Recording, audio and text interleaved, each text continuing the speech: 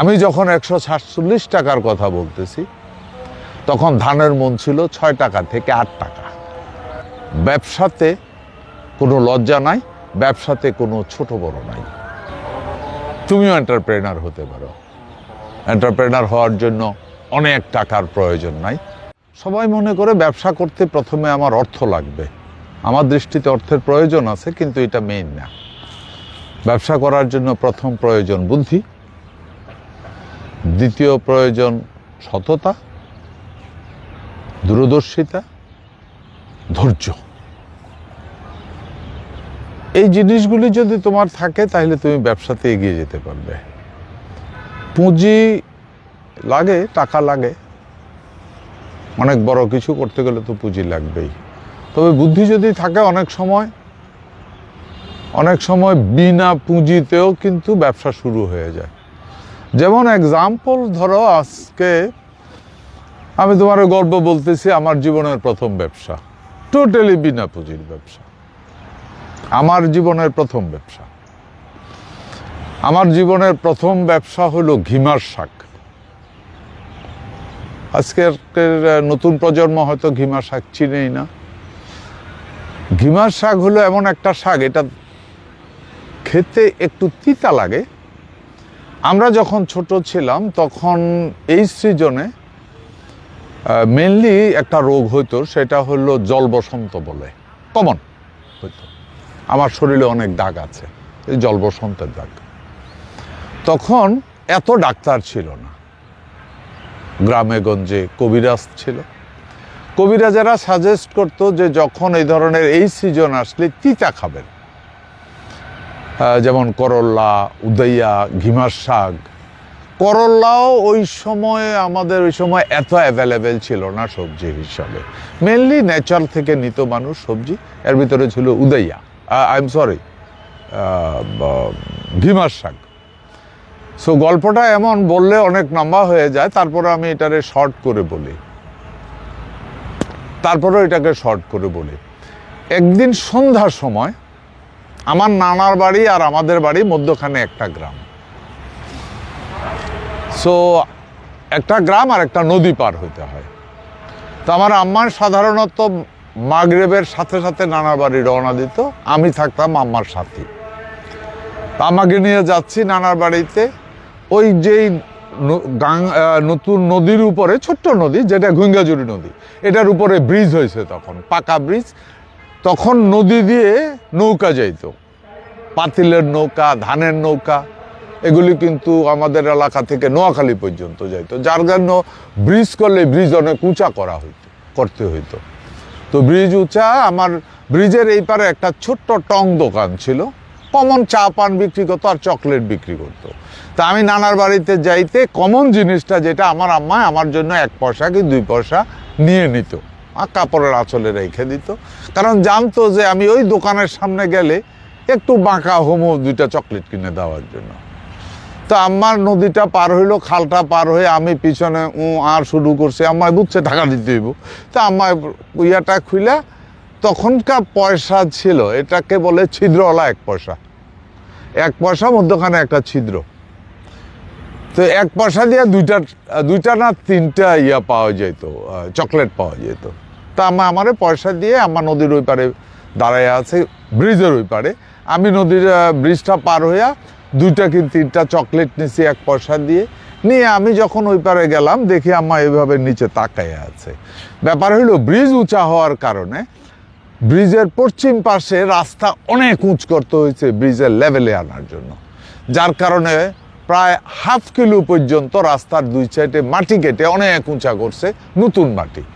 আর ঘিমার শাক অলওয়েজ নতুন মাটিতে উঠছে। আল্লাহ রহমত কিভাবে হয় জানি না, নতুন মাটিতে ঘিমার শাক উঠে। তো আমি ওই পারে যাওয়ার পর, আমার বয়স তখন অ্যাপ্রক্সিমেটলি 10 বছর, বোধহয় অ্যারাউন্ড 10। আমার প্রথম ব্যবসা দিলে 10 বছরের শুরু। তো যাওয়ার পরে আম্মা আমাকে বললো যে, দেখ ফুট, অনেক ঘিমার শাক দেখছো ফুট, কি সুন্দর ঘিমার শাক, 2টা গাছ উঠাতো। তা আমি 2টা গাছ উঠালাম। 2টা গাছে প্রায় 1 কেজির উপরে হয়ে গেল, বড় বড় পাতা। উঠাইয়া আম্মা বলো যে চল। তা আমি 2টা হাতের মধ্যে নিয়ে রওনা দিলাম। 1 গ্রাম পরেই তো নানার বাড়ি। নানার বাড়িতে গেলে খাওয়া দাওয়া হইলো, আবার বেক করলাম। আসার পথে আবার আমার আম্মায় আবার বললো যে আরও 2টা গাছ উঠে এনে, 2টা গাছ উঠে নিলাম আমরা বাড়িতে খাওয়ার জন্য। কারণ এই 2টা গিমার শাক বাজারে কিনতে গেলে মিনিমাম 1 আনা দিতে হবে, 1 আনা কি 2 আনা, অ্যাভেলেবেল না ওইগুলি। তো বাড়িতে আসার পর আমার মাথায় ঘুরতেছে, কারণ আমি মধ্যে একটা কথা বলে দিই, আমি কিন্তু অলওয়েজ ওই বয়সে আমি বাজার করতাম। আমার বাড়ি থেকে প্রায় 3 কিলো দূরে বাজার ছিল। কামলা বেটায় ধান নিয়ে যাইতো বা চাল নিয়ে যাইতো, বিক্রি করার পরে ওই টাকা দিয়ে বাজার করে আমি আসতাম। আমার বড় ভাইয়েরা যারা আছে তারা হোস্টেলে লেখাপড়া করে, আমি তখনও ছোট, হোস্টেল লেভেলে যাই নাই। সো বাড়িতে থাকতাম দেখে বাজার কাজটা আমার উপরেই পড়তো, ওই জন্যই বাজারের ব্যাপারে আমার অভিজ্ঞতা ছিল। আমার মাথায় ঢুকলো রাত্রবেলা আর ঘুম হইতেছে না, যে আরে এত ঘিমার শাক কি করা যায়, মানে দেখার মতো। আমার শুক্রবারে এবং সোমবারে হইল বাগমারা বাজার। শুক্রবারে ভোরবেলা সূর্য ওঠার আগে, মানুষ যখন ফজরের আজান দিত তখন আমি ওইটা চলে যেতাম একটা কোদাল আর একটা টুকরি নিয়ে, বড় টুকরি, যেটা আমাদের দেশে বলে জুইন, তো ঘাস কাটার জুইন যেটা, ওইটা নিয়ে চলে গেলাম। যাই আমি কোদাল দিয়ে অল্প কতক্ষণ লাগলো 1 জুইন হয়ে গেল। লালসে তুলে ফেলছি, এখন এত ভার হয়েছে আর একলা মাথায় উঠাইতে পারি না। এক ভদ্রলোক আসলো, আইসে আমারে বলল, আমি বললাম যে কাকু আমার এটা একটু উঠাইয়ে দিবেন, তো উঠাইয়ে দিল। আমার মনে হয় মানে 30-40 কেজির কম হইব না। আমি এখনো বইলা দিই, আমি কিন্তু কাঁধে খুব কিছু নিতে পারি না, মাথায় এখনো 1 মণ নিতে পারি, এই অভ্যাস আমার আছে। তা আমি ওইটা নিয়ে আসা রাত্রে আমি ওই সকালবেলা ভিজিয়ে রাখলাম, পরিষ্কার করে বিকালবেলা এক লোকেরে 4 আনা, সম্ভবত 4 আনা দিয়ে আমি বললাম যে আমার এটারে একটু বাগমারা বাজার নিয়ে দাও। তো সে এটা ভাড়াইয়া বাগমারা বাজার নিয়ে দিল। বিশ্বাস করবা, একটা গাছ প্রথম শুরু করলাম 1 আনা করে, দেখলাম হুড়মুড় করে সবাই কিনতেছে, পট করে দাম বাড়াইলাম 2 আনা, চাহিদা ভালো। আমার এটা মতো এত সুন্দর পাতাওয়ালা নাই, আমি 2 আনা করে বিক্রি করলাম। এইভাবে আমার যতটুকু মনে পড়ে আমি প্রায় 1-1.5 মাসে এই 1/4 কিলোমিটার বা হাফ কিলো যতটুকুই ছিল সম্পূর্ণ ঘিমার শাক রাস্তার 2 পাশে পর যা ছিল সব আমি উঠে বিক্রি করে দিছি। এটার প্রত্যেক বাজারের আগের দিন শেষবেলা যাইতাম, এরপরে আমি ভাল লয়ে যাইতাম, উঠাইয়া 2 ঝুন পুরাইয়া কেউ একজনে দিয়া ভাড়াইয়া নিয়ে আসতাম এবং ওই পরিষ্কার করে নিয়ে দিয়ে বিক্রি করতাম। আমার জানা মতো 1 মাস কি 1.5 মাসে আমি যদি ভুল না করি ক্লোজ টু 150 টাকা, হয়তো 147 অর সামথিং, আমার প্রথম ব্যবসা, আমার মেমোরিতে আছে সম্ভবত 147 টাকা। এখন তোমার কাছে প্রশ্ন আসতে পারে 147 টাকা, এটা একবার নাস্তা খাইতেও চলে যায় না বাপ। আমি যখন 147 টাকার কথা বলতেছি তখন ধানের মন ছিল 6 টাকা থেকে 8 টাকা।